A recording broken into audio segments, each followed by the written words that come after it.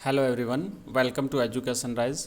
दोस्तों, आज हम देखेंगे जो आपका सेकंड टेस्ट शुरू होने जा रहा है 10 अक्टूबर से। तो उसमें मॉडल प्रश्न पत्र हम हल सहित देखने वाले पॉलिटिकल साइंस का क्लास 12 के लिए। तो आइए देखते हैं, इसमें कुछ इंपॉर्टेंट क्वेश्चंस मैंने लिए हैं जिसमें हमने वस्तुनिष्ठ प्रश्न भी हम यहाँ पे करेंगे। उसके बाद में रिक्त स्थान वाले प्रश्न भी करेंगे और अंत में हम करेंगे अति लघुत्रात्मक और लघुत्रात्मक प्रश्न भी हम यहाँ पे करेंगे। तो मैं आशा करता हूँ इसी में से आपके जो टेस्ट होंगे उसमें आपको काफ़ी सारे क्वेश्चंस मिल जाएंगे। हम इसी प्रकार के और मॉडल पेपर्स आपके लिए लेकर के आएंगे।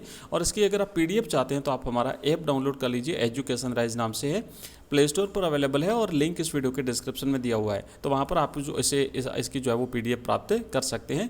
आइए देखते हैं, यहाँ पे कुछ क्वेश्चंस मैं आपको बता रहा हूँ, इसके आंसर्स भी बताऊँगा। हल सहित मॉडल पेपर है और जिन जिन क्वेश्चंस के आंसर अगर आपको आते हैं तो आप कमेंट बॉक्स में कमेंट करते जाइए और उसके बाद मिलान करते जाइए। पहला प्रश्न है, रूसी क्रांति किस वर्ष हुई थी? 4 ऑप्शन है, बिल्कुल सिंपल सा क्वेश्चन है, सभी को पता होगा, बट इसी प्रकार के सिंपल से क्वेश्चंस भी पूछे जा सकते हैं, तो आप लोग आंसर दीजिएगा। पहला ऑप्शन है 1905, ऑप्शन बी है 1911, ऑप्शन सी 1917 और ऑप्शन डी है 1929। तो आप सबको पता है इसका सही आंसर है ऑप्शन स। 1917 में रूस में क्रांति हुई थी जिसे बोल्शेविक क्रांति के नाम से जाना जाता है। तो सही आंसर है ऑप्शन स, इसका राइट आंसर है। दूसरा प्रश्न है, दक्षेस का प्रथम सम्मेलन कहाँ पर आयोजित हुआ था? दक्षेस यानी सार्क है ना, दक्षिण एशियाई सहयोग क्षेत्रीय सहयोग संगठन दक्षेस। ऑप्शन एक है इसका प्रथम सम्मेलन कहाँ पे हुआ था? तो ऑप्शन एक है भारत में, ऑप्शन बी है नेपाल में, ऑप्शन सी है पाकिस्तान में और ऑप्शन डी है बांग्लादेश में। तो इसका सही आंसर है दोस्तों ऑप्शन डी, बिल्कुल सही पहचाना आप लोगों ने, ऑप्शन डी यानी बांग्लादेश में। और अगर इसमें चेंज होते हैं ऑप्शन, अगर ढाका भी आता है तो बिल्कुल बांग्लादेश की राजधानी ढाका में इसका जो पहला सम्मेलन था वो आयोजित हुआ था। तो राइट आंसर है इसका ऑप्शन द, बांग्लादेश। नेक्स्ट तीसरा प्रश्न है, ताशकंद समझौते का संबंध किससे है? ऑप्शन एक है भारत पाकिस्तान युद्ध 1965, ऑप्शन बी है भारत पाकिस्तान युद्ध 1971, ऑप्शन सी है भारत चीन युद्ध 1962 और ऑप्शन डी है भारत बांग्लादेश समझौता।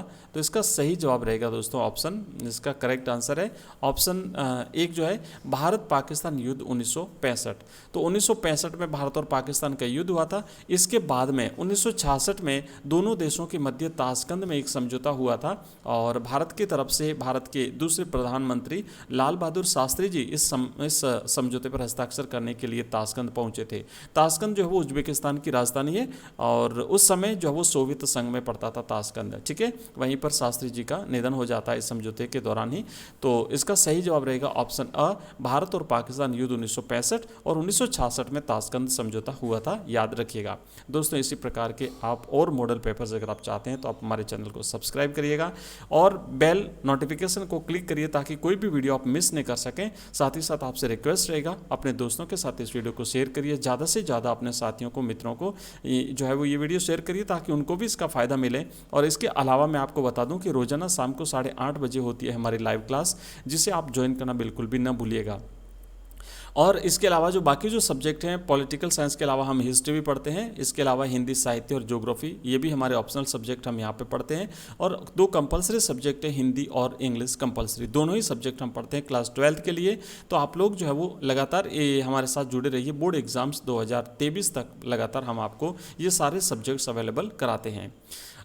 इसके अलावा हमारा एक ऐप है एजुकेशन राइज नाम से, जहाँ पे हमने क्लास 12 के विभिन्न सब्जेक्ट्स के कोर्सेज लॉन्च किए हैं। वहाँ पे आपको ऑनलाइन टेस्ट की सुविधा मिलती है। उसके अलावा आप वहाँ पे सब्जेक्टिव टेस्ट भी अगर देना चाहें तो दे सकते हैं। और इसके अलावा आपको वहाँ पे हमारे सभी वीडियोज़ की PDF मिल जाती है, हमारे वीडियो लेक्चर्स मिल जाते हैं, मॉडल पेपर्स भी हम वहाँ पर अवेलेबल कराते हैं। और इस तरीके की सारी सुविधाएँ आपको हमारे ऐप में मिलेगी।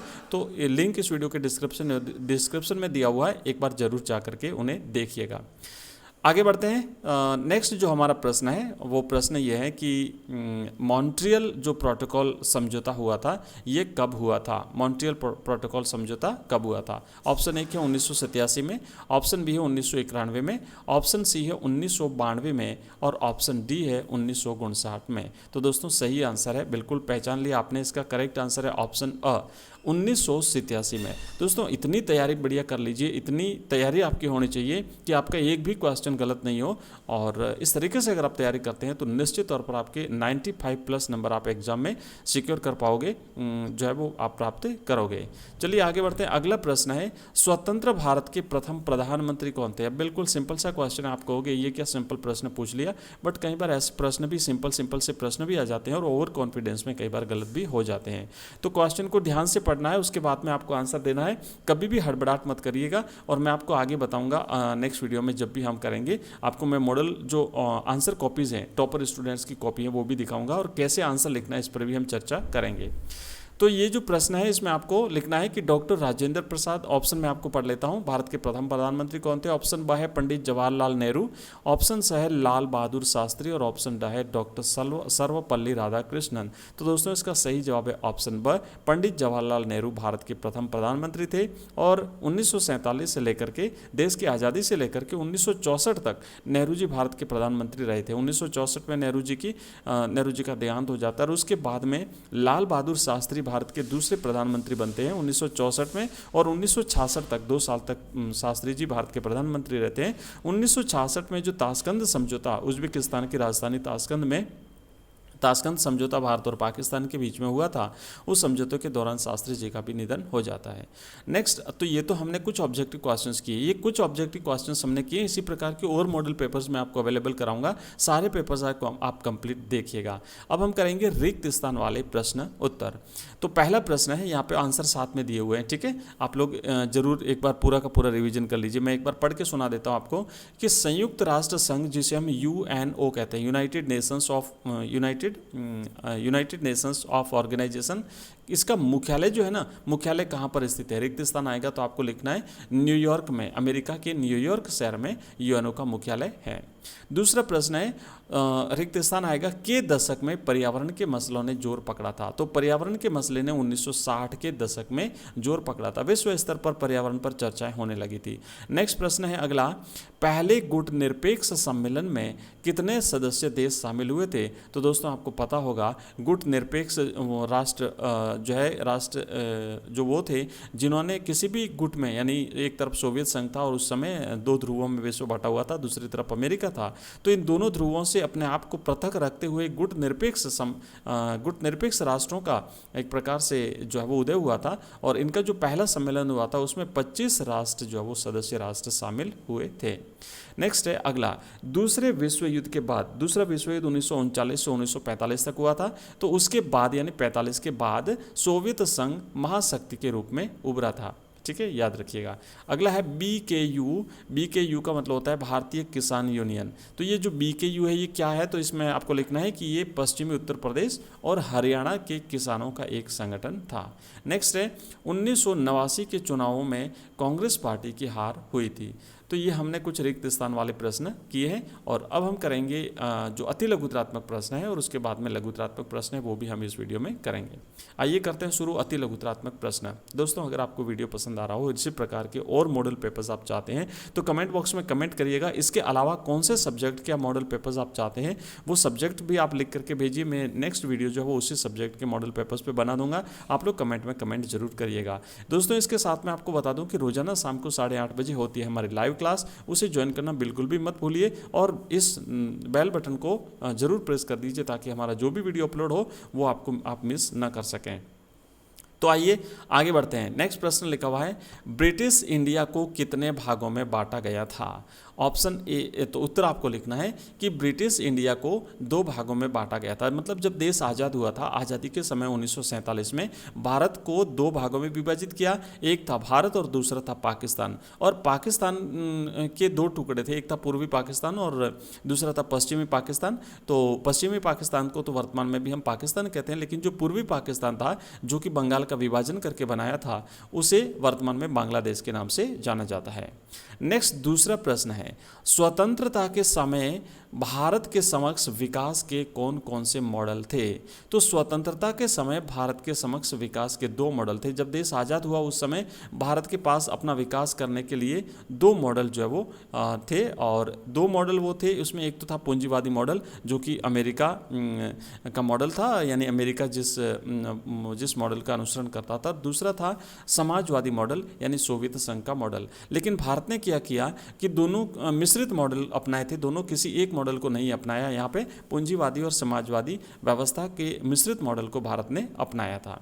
नेक्स्ट क्वेश्चन है दलित पैंथर्स का मुख्य लक्ष्य क्या था? तो आप लिखेंगे कि दलितों के अधिकारों के लिए आवाज उठाना और जाति आधारित असमानता और अन्याय का विरोध करना दलित पैंथर्स का मुख्य लक्ष्य था। अब हम करेंगे लघुत्रात्मक प्रश्न। एक लघुत्रात्मक प्रश्न है, इसको भी देख लेते हैं। मानवाधिकारों को कितनी कोटियों में रखा गया है? संक्षिप्त में उत्तर उल्लेख कीजिए या उत्तर लिखिए। तो आप लिखेंगे कि मानवाधिकारों को हम 3 कोटियों में रखते हैं। मानवाधिकार मतलब मानव अधिकार जो हैं वो अलग अलग 3 भागों में विभाजित किए गए हैं और जो इस प्रकार हैं। पहला है प्रथम कोटि राजनीतिक अधिकारों की। जो मानवाधिकार है ना, राजनीति से संबंधित जो मानवाधिकार हैं उन्हें हम राजनीतिक मानवाधिकार कहेंगे। और इसमें जो है ना, जैसे कौन कौन से अधिकार आते हैं, जैसे अभिव्यक्ति का अधिकार है, सभा करने की स्वतंत्रता है, ये राजनीतिक अधिकारों में आते हैं। दूसरी कोटि होती है आर्थिक और सामाजिक अधिकार और तीसरी कोटि होती है उपनिवेशीकृत जनता अथवा जातीय और मूलवासी अल्पसंख्यकों के अधिकार इसमें सम्मिलित किए जाते हैं। तो दोस्तों ये मॉडल पेपर हमने देखने का प्रयास किया जिसमें इंपॉर्टेंट क्वेश्चन आंसर्स जो हमने लिए हैं और इसी प्रकार के मॉडल पेपर्स की पूरी श्रृंखला में आपको आगे भी नेक्स्ट मॉडल पेपर्स मिलते रहेंगे। पॉलिटिकल साइंस का ये था, उसके अलावा हम हिस्ट्री, पॉलिटिकल साइंस के अलावा ज्योग्राफी, हिंदी साहित्य, हिंदी कंपलसरी और इंग्लिश कंपलसरी के मॉडल पेपर्स भी देखेंगे और साथ ही साथ इनका जो स्टडी मटेरियल है वो भी हमारे ऐप में आपको मिल जाएगा, अवेलेबल है। साथ ही साथ हमारे इस यूट्यूब चैनल की प्लेलिस्ट में आप जाइए, वहाँ पर सब्जेक्ट वाइज अलग अलग चैप्टर्स की वीडियोज़ आपको मिल जाएंगे। मिलते हैं नेक्स्ट वीडियो में दोस्तों, तब तक के लिए थैंक यू, धन्यवाद, बहुत बहुत धन्यवाद आपका।